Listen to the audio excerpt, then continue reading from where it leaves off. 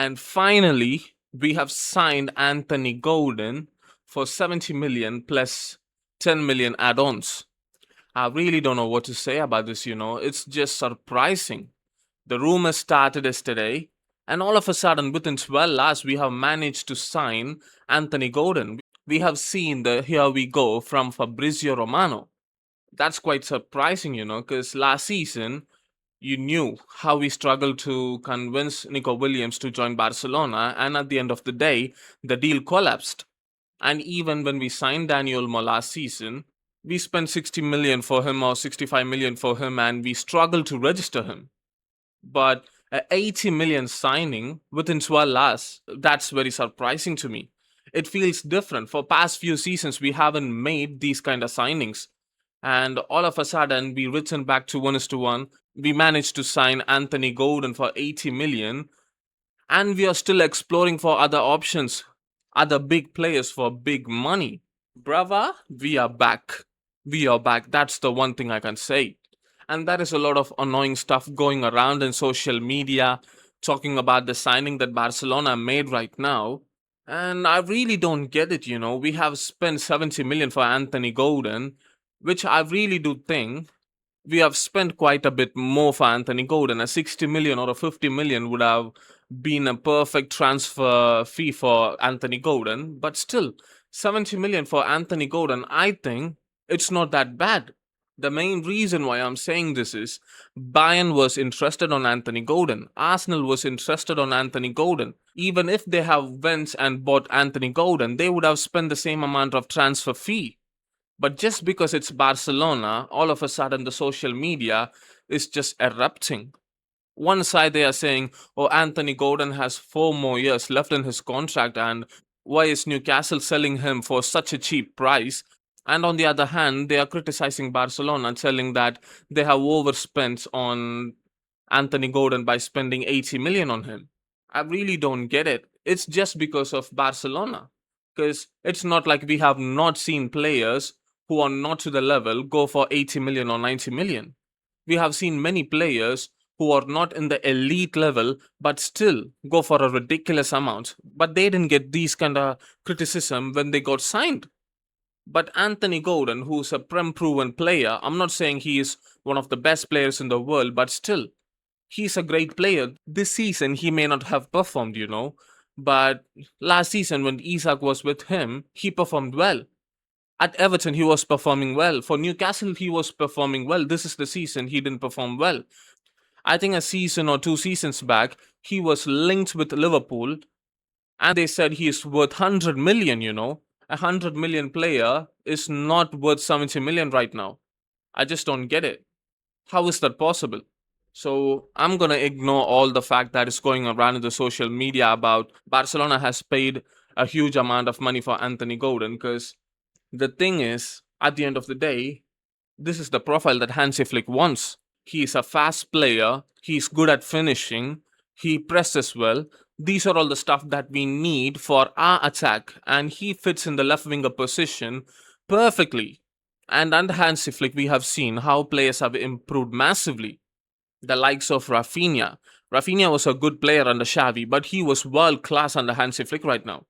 Rashford, who was not great for past few seasons, has been good this season. Fermin Lopez, Lewandowski. Lewandowski also was not reaching these levels under Xavi, but he is performing well right now. Yamal, we can keep on going. Ferran Torres, every single attacker who is playing for Barcelona has massively improved. And I just don't know why people are doubting that Anthony Gordon can join Barcelona and not improve. He is going to improve very well. There is no doubt about it. While Rashford can improve, he can also improve. There is no question about that. I just don't know why everyone is doubting that Anthony Gordon is going to fail. It's a big gamble. Yeah, it's a big gamble. I would agree with you.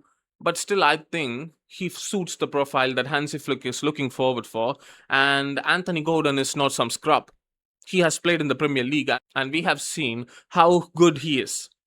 That's one of the main reasons why Barcelona said we are going to spend 80 million on him. Otherwise, Barcelona won't go for a player like this and spend splash money on while we are in a crisis. We have already learned our lessons in a hard way. and we are not going to make the same mistake again. So I just don't know why people are so confused. And I'm also seeing many fans saying that he's going to play as a center forward. No, he is not going to play as a center forward. And many of them are comparing this signing to Kvaratskhelia signing. And I think that's a good comparison because after winning the Scudetto, the second season at Napoli, no one was talking about Kvaratskhelia. But randomly he joined PSG in the January transfer window, and all of a sudden he is now one of the best wingers in the world. And that could happen with Anthony Gordon, because we know his potential. It's not like he doesn't have a higher ceiling than Rashford or something. I'm seeing many players ask, we can keep Rashford, he is better than Anthony Gordon and stuff. Yeah, maybe this season he is better than him. And in World Cup for England, Rashford is going to start over Anthony Gordon because of his form currently. But if you look for the future, Anthony Gordon is going to be better player than Rashford. There is no doubt in that. Rashford wasn't a perfect player this season. He was good, but still he could have been way better than what he has done so far this season. The amount of easy chances he has missed, the amount of chances that he has missed, maybe if it was Rafinha in his position, we would have been in the semi-finals of Champions League. As much as good he has been so far this season, he has made many mistakes, this season. That's why we are looking forward for another option. Otherwise, we wouldn't have gone and looked for Anthony Gordon or Rafael Leo or Barcola like these players. We have spent around 70 or 80 million for Anthony Gordon, yeah? It's done. I'm not going to question anything about that. But now, the real question is how much money do we have left? There are heavy links around Julian Alvarez and Barcelona. Some of the rumors are saying that we are going to spend around 90 million plus 10 million add-ons. And some of other rumors are saying that we are going to spend around 120 million. I just really don't know what's going to be the transfer fee, but it seems like Julian Alvarez is joining us this season. 90 million, for me, I think 90 million would be the perfect price with 10 million add-ons, and he could be a great replacement for Lewandowski. And let's just say we also get the deal done for Julian Alvarez. That is still, and we also need to make Joao Cancelo a permanent signing because we have seen how crucial he has been for this 4 months. So we need to make him a permanent player. That's a priority. And rumors are saying that Al Hilal is asking around 10 million for him. So Joao Cancelo shouldn't be a problem. Joao Cancelo's deal shouldn't be a problem for us. But the centre back position is one of the concerning positions, because I have seen many Barcelona accounts say that Hansi Flick doesn't want Bastoni. I don't know if it's true or not. But the thing is, we need a player of that caliber. Because for past 3 seasons, we have got knocked out of Champions League because of defensive errors. And we need to fix that. We are spending money on strikers and left wingers, but that is a big hole in the defensive position. We need a leader in that position. And Bastoni could have been a perfect player for that position.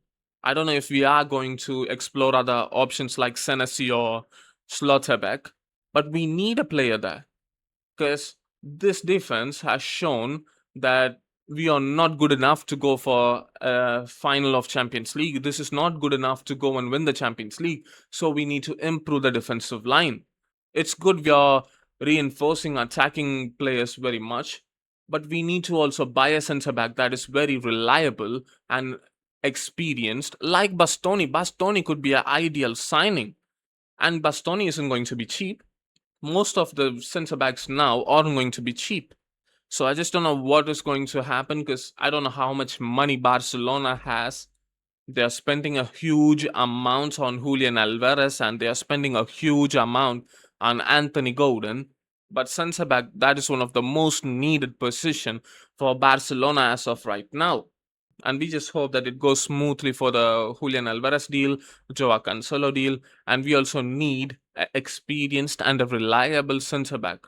And that's it for today's video, guys. Make sure to like this video, share this video, comment your thoughts down below. And if you want me to speak on something, comment down below. And until next video, peace. Visca Barça.